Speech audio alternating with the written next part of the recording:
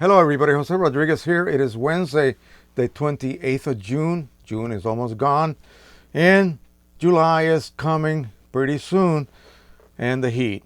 Anyway, I was cleaning up around here and I found this photo that I have placed on my windowsill. And so it's about, if I judge Nathan's age to be almost 3, not quite, that means that this is about 2.5 years old. And it's been printed on the Pro 100 with Precision Colors inks, Canon Pro paper, Pro luster, I should say, but it has been framed. And that's why it shows 0 degree of fading. Nothing. I took this out earlier and looked at the borders, and there's no fading. So even the cheapest glass frame, and this was what, like $5 on sale over at the local Michael store. Even the cheapest glass will protect your prints. 95% of the UV is actually absorbed. Now, this will also protect it against pollutants or oxidants in the air. A lot of people complain that when they switched over to Precision Colors inks, all of a sudden my prints were fading within months. Well, yeah, that's because you haven't pasted against the wall without any protection. Any third-party ink will do that. Not Precision Colors alone. Every other ink that you buy that is not original, because Canon makes the #1 most fade-resistant dye ink in the world. And that formula, it is a national secret. So no one can basically duplicate it, at least not legally. Anyway, so yeah, protect your prints, put them in a box or put them on a frame, under glass that is, not just a frame with no glass. That will not serve any purpose. Okay, a lot of you have been listening to me harping about the Pro 1000 from Canon. It is one hell of a beast of a printer, not something for the beginner, not something for even the moderate printer enthusiast. It is a difficult printer, but one that produces majestic prints. But it has idiosyncrasies. Many people have complained about waste ink generated for no reason. They're printing and it generates inks. All of a sudden they see the ink levels drop. Well, let me tell you guys, that is traditional of Canon printers. The ink will all of a sudden go boom. You get a panic attack, but don't worry. It's just the way it's calibrated. It makes these huge jumps from this level to all of a sudden this level. And when you reach low, like my Pro 1, when it reaches low, I can print. And I can still produce dozens of prints with seemingly low cartridges, or cartridges that have been declared low. So no worries. Don't worry about that. But there are other things, and I'll discuss a few of them. And again, I rely not just on rumors, not just on what I read on so-called bias companies' ads. I receive real information from real users. I do not have one yet, so you cannot get information directly from the horse's mouth, but from other users. That's the best I can do. Precision Colors is still perfecting their ink set. It is now being color matched. Pretty soon it will go into production. It will be tested on a brand new machine, and then from that point on we can roll, and that's when I will buy mine. All right, so here we go. Originally there was a report that after every single print, the printhead nozzle plate would be wiped and about 0.3 ml of ink would be basically wiped off. Well, after each print, 0.3 is quite a bit. So say 3 prints later, you've wiped off 1 whole ml of ink. That's combined among 12. But still, that will add up, and that all goes into the maintenance cart. So there are many types of cleaning cycle type procedures that the Pro 1000 initiates automatically. Okay, so here are my new findings. In the menu of the printer, there are 3 settings regarding auto cleaning. Setting number 1, auto nozzle checks. This checks the nozzles after each print and performs a little clean whenever it wants to without any visible problem to the nozzles. Okay, this could be worded a little bit clearer, but I think what he means is that after every print, it does a little check. I have not confirmed wasted quantity, but judging from the different time to clean it, it must be variable from 0.05 to almost 1 gram, guessing. He's guessing. I have disabled mine and printed hundreds of prints without problems with nozzles clogging so far. So apparently this is an option that you can disable in the driver, so you can either leave it on or disable it. That's great. And you wouldn't know about this ability to disable some of these functionalities unless you dig deep into the maintenance tab of the printer driver. Number 2, system cleaning frequency. That cannot be disabled. So that's a timed cleaning, and I assume it is regardless. Somebody was arguing earlier feverishly against me about whether that should not happen, because it should only happen when it detects a problem. No, it does it like the rest of the Canon printers does it, by a time type period. 60 hours of no use. Next time you print, say on the 61st hour, it will run a cleaning cycle. Simple. 120, 240, and 480, and after that, look out. So that cannot be disabled. The third category, ink maintenance.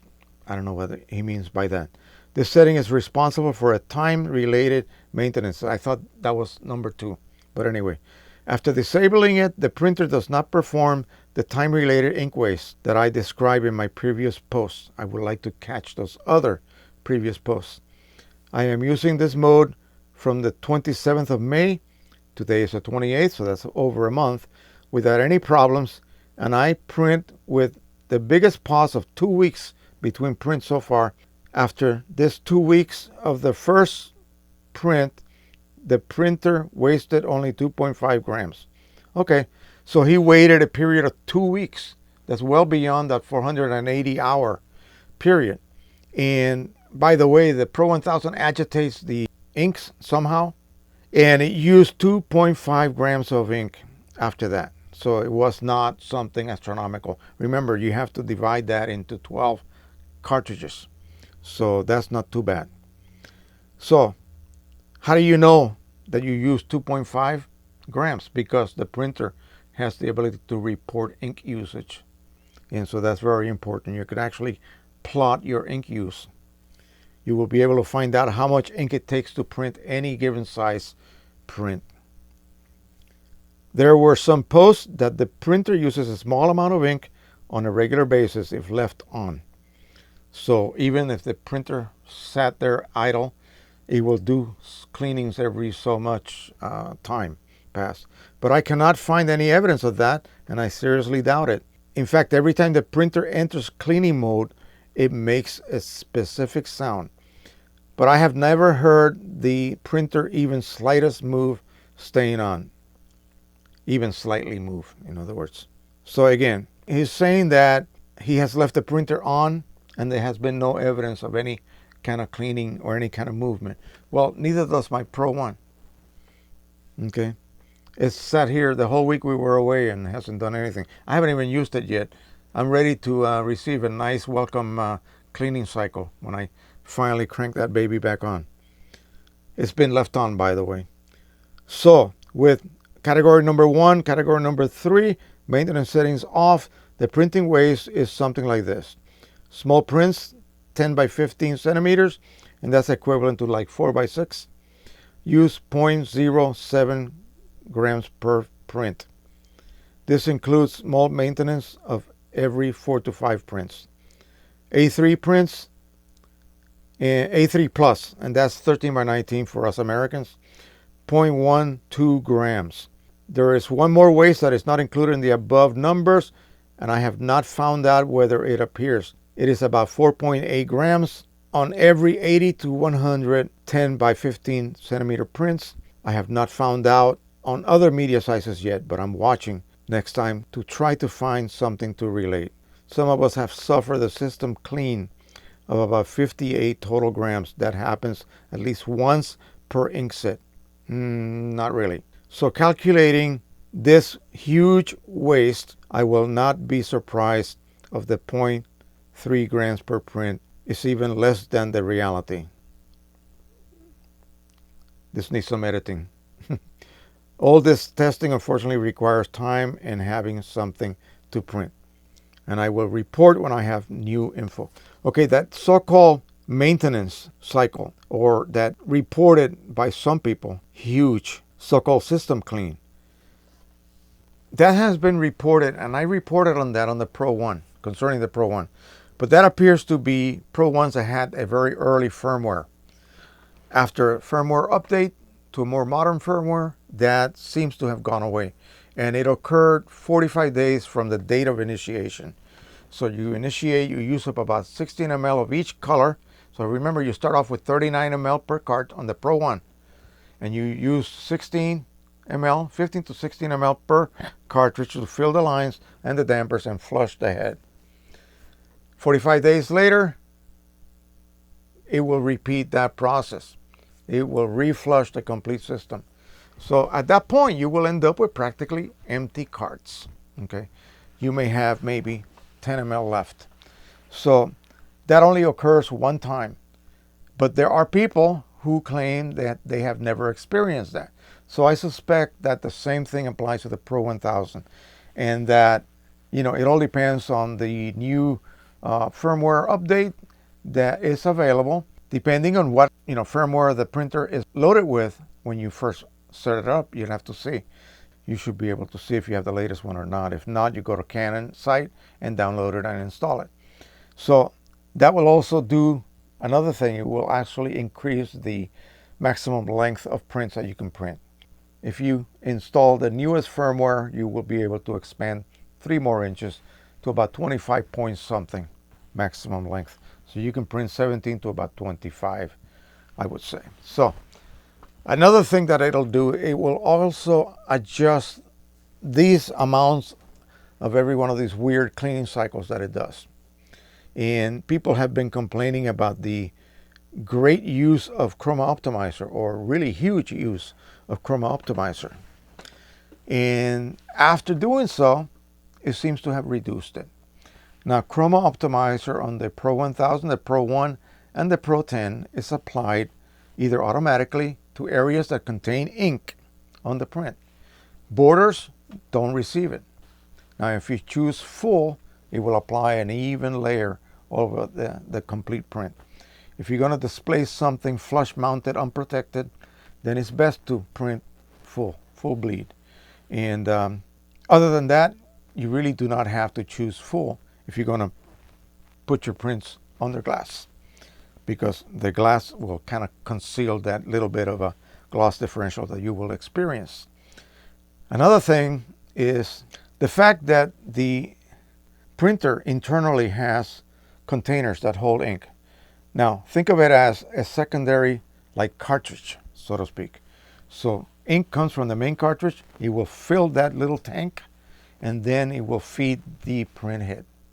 And I don't know whether the print head itself has dampers or not, or whether it just has direct lines attached to each channel. That would be something that I would have to look at once I get my own Pro 1000. But that means that you really should not be sloshing the printer around. Okay, it should be kept at a relatively level position. If you're going to move it, just have a friend carry it. Keep it as level as you can and move it from one location to the other. But you're not going to be able to put it on a hand cart and hold it, you know, nearly vertical. You're going to have ink everywhere, and that is a no-no. The fact that it also has those containers which actually utilize or store quite an amount of ink. In fact, it's been reported on the manual that it's equivalent to about 3 maintenance carts. So if you're going to go ahead and try from OEM migrate over to Precision Colors inks, you're going to be pushing out a hell of an amount of ink before you can even be able to detect the effects of printing with PC inks. Okay, the change is going to be so gradual it might even go undetected. Okay, so that is actually one good point for those of us who are going to be beginning with OEM and then migrating over to the more affordable PC ink system for it. And yeah, there's a lot of idiosyncrasies about this machine. It's not a Pro 100. Pro 100 is a baby compared to this monster, okay? But the results are amazing. So you have to be able to accept the responsibility of owning or being married to a Pro 1000, okay? And the quality that you're going to get. So I will accept readily the marriage proposal from my Pro 1000 once I get it, because I foresee being able to produce some of the best prints of my whole printing career, hopefully. All right, that is it. Thank you once again. I'm going to be coming back. We're going to be talking about just a subject. Now, remember that I just very recently posted how to achieve nirvana in printing or with your prints. And that assumed that you will fill all three sides of my so-called imaginary triangle: camera calibration, meaning profile; monitor calibration, meaning profile; and printer, meaning ICC profile. That will produce the most perfectly and most accurate renditions of what your camera shot. But you know what? That only comes into play, and I'll play devil's advocate here. I love doing this. If you are working as a courtroom photographer, as a crime photographer, as a scientific photographer, where everything has to be documentary, in other words, as you saw it, with no changes, no editing, no deviations from real to unreal. Most of us as photographers are artists, so we are going to interject into the process. We're going to insert our own artistic bias into those images, and I do that all the time. But I would love to be able to start with a perfectly rendered image, and that's why I still insist that you need to fill all three sides of that triangle. Once you get that, then you can just go whole hog, be as artistic as you want. So what I'm going to do, I'm going to show you a unaltered image, and then one that's going to be artistically edited by yours truly. And then we'll discuss about the pros and cons of this. And also we'll talk a little bit about colorimetry. And I'm not an expert on that at all, but I just read a comment by Andrew Rodney, or the Digital Dog, who is the expert on that subject. And this is quite interesting. So I'll throw that in as a little bit of extra bonus for the video. All right, so the next time you see me, I'm going to be drinking some Pepsi here in front of you guys. And you have to guess why. It's pretty obvious. Thank you once again. Please subscribe as always, share, and like. Until the next time, happy printing, everybody. Bye-bye.